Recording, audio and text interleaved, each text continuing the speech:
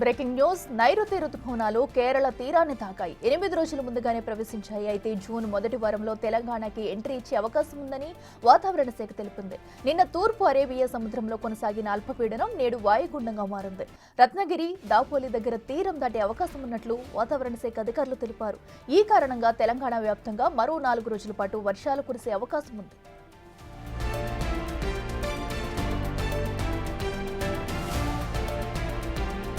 నిర్మల్, నిజామాబాద్, జగిత్యాల, కామారెడ్డి, మెదక్ జిల్లాలకు orange alert జారీ చేసింది. ఆదిలాబాద్, ఆసిఫాబాద్, మంచిర్యాల, సిరిసిల్ల, సంగారెడ్డి జిల్లాలకు ఎల్లో అలర్ట్ ప్రకటించింది. ఇక గరిష్ట ఉష్ణోగ్రతలు సాధారణం కంటే 5 నుంచి 7 డిగ్రీలు తక్కువగా నమోదవుతాయని వాతావరణ శాఖ తెలిపింది. మరింత సమాచారాన్ని మా ప్రతినిధి సుజాత అందిస్తారు. 2 తెలుగు రాష్ట్రాల్లో నైరుతి రుతుపవనాలు ఈసారి ముందుగానే రాష్ట్రంలోకి ప్రవేశించనున్నాయి. అసలు ఎప్పుడు ప్రవేశించనున్నాయి ఏంటి అనే విషయాలు వాతావరణ శాఖ అధికారి ధర్మరాజు ఉన్నారు మనతో పాటు. సార్ చెప్పండి, ఈసారి రాష్ట్రంలోకి ఎప్పుడు నైరుతి రుతుపవనాలు ప్రవేశించనున్నాయి? ప్రస్తుతం కనుక చూసుకున్నట్లయితే ఈరోజు అధికారికంగా ఈ నైరుతి ఋతుపవనాలు అనేవి కేరళ తీరాన్ని తాకే అనేసి జారీ చేయడం జరిగింది.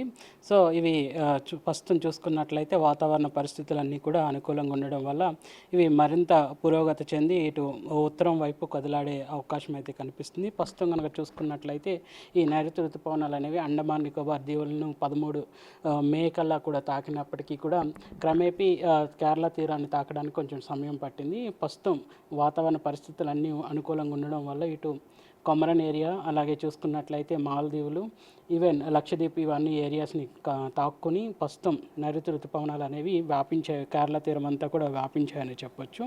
సో ఇంకా పరిస్థితులు అనుకూలంగా ఉంటే ఇంకొక 2 రోజులు 3 రోజుల్లో ఈవెన్ ఇటు కర్ణాటక, ఈవెన్ కోస్టల్ ఏపీకి కూడా వచ్చే అవకాశం అయితే కనిపిస్తుంది. ఒక విధంగా చెప్పాలి అంటే సగటున కంటే కూడా ఒక 8 రోజుల ముందస్తుగానే ఈ నైరుతి ఋతుపవనాలు అనేవి ఈ కేరళ భూభాగాన్ని తాకాయని కూడా చెప్పొచ్చు.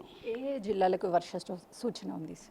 ముఖ్యంగా చూసుకున్నట్లయితే ప్రస్తుతం వాతావరణ పరిస్థితులు కనుక చూసుకున్నట్లయితే తెలంగాణ రాష్ట్రంలో అటు అరేబియా మహాసముద్రంలో ఏర్పడినటువంటి ఒక అల్పపీడనం, దీనికని అనుసంధానంగా ఒక ద్రోణి అనేది ఉత్తర తెలంగాణ వైపు కొనసాగడం వల్ల ముఖ్యంగా ఒక ఉత్తర తెలంగాణ జిల్లాలో సుమారు 5 జిల్లాలకు భారీ నుంచి అతి భారీ వర్షాలు అనేవి నమోదయ్యే అవకాశాలు ఉన్నాయి. ఇంకొక 5 జిల్లాలకు మాత్రం భారీ వర్ష సూచన అయితే కనిపిస్తుంది. ముఖ్యంగా చూసుకున్నట్లయితే ఇటు అతి భారీ నుంచి భారీ వర్షాలు అనేవి చూసుకున్నట్లయితే ముఖ్యంగా నిర్మల్, నిజామాబాద్, ఇంకా చూసుకున్నట్లయితే జగిత్యాల, మెదక్, కామారెడ్డి, ఈ యొక్క జిల్లాల్లో సుమారు భారీ నుంచి అతి భారీ వర్షాలు వచ్చే అవకాశం అయితే కనిపిస్తుంది. ఈ జిల్లాలకు ఈరోజు ఆరెంజ్ హెచ్చరికలు కూడా జారీ చేయడం జరిగింది. ఇంకా ఉత్తర జిల్లాలో ఉన్నటువంటి ఇంకొక 5 జిల్లాలకు మాత్రం భారీ వర్ష సూచన అయితే జారీ చేయడం జరిగింది.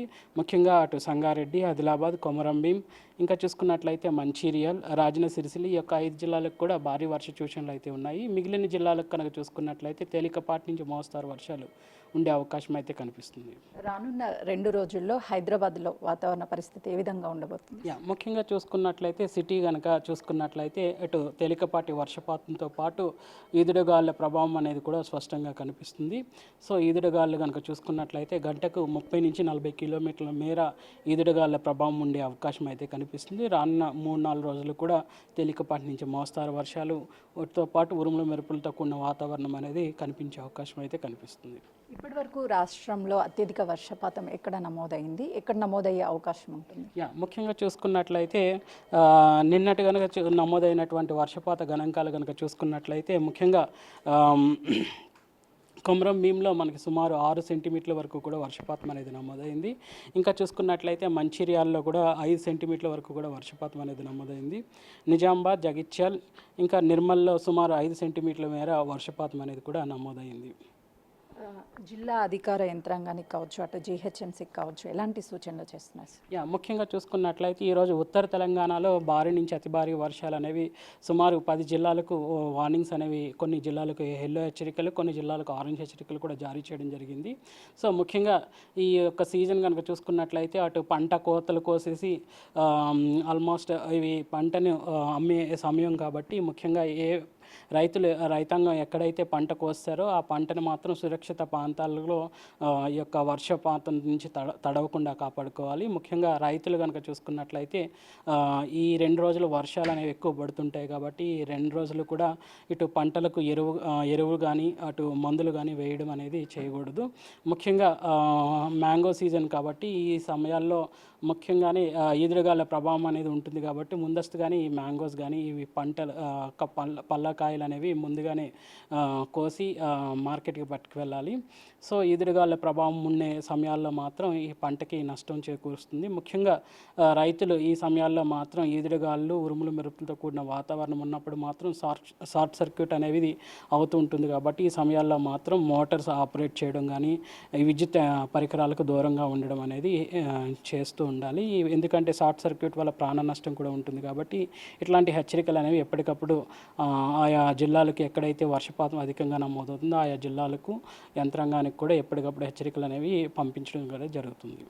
హైదరాబాద్లో ఎన్ని రోజులు వర్షం ఉండే అవకాశం ఉంటుంది?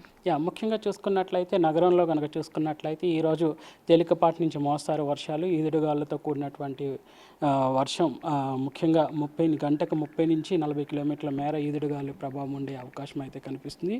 ఇట్లాంటి వాతావరణ పరిస్థితులు రానున్న 3-4 రోజులు కూడా కొనసాగే అవకాశం అయితే కనిపిస్తుంది. అంచనాల కంటే ముందుగానే ఈసారి నైరుతి రుతుపవనాలు రాష్ట్రంలోకి ప్రవేశించాయా సార్? ఒక విధంగా చెప్పాలి అంటే గత 2008లో కనుక చూసుకున్నట్లయితే నైరుతి రుతుపవనాలు అనేవి మే 22న తాకాయి. తర్వాత చూసుకున్నట్లయితే 2009లో కూడా 23వ తారీఖునే ఈ కేరళ తీరాన్ని తాకినాయి.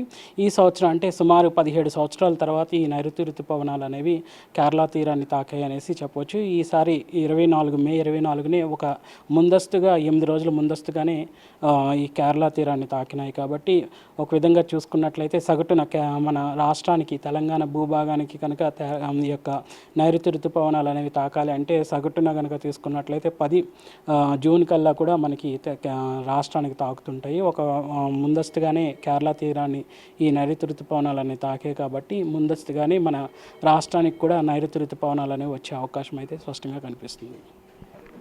రాష్ట్రంలోకి ఈసారి నైరుతి ఋతుపవనాలు త్వరగానే ప్రవేశించాయి. రానున్న 3 రోజుల్లో కూడా తెలంగాణలోని వర్షం నమోదయ్యే అవకాశం ఉంటుంది. కొన్ని జిల్లాలకి రెడ్ అలర్ట్, మరి కొన్ని జిల్లాలకి ఆరెంజ్, ఎల్లో అలర్ట్ని కూడా జారీ చేస్తున్న ప్రజలు అప్రమత్తంగా ఉండాలి. ముందస్తుగానే అధికార యంత్రాంగానికి కూడా సూచనలు చేశారు. అటు మామిడి సీజన్ కావడంతో అటు మామిడి తోటకి సంబంధించినటువంటి కావచ్చు, లేదు అని అంటే ఇతర పంటలకు సంబంధించినటువంటి వాళ్ళు కూడా అలర్ట్గా ఉండాలి అని చెప్పేసి అధికారులు చెప్తున్నారు. కెమెరామెన్ రాజుతో సుజాత.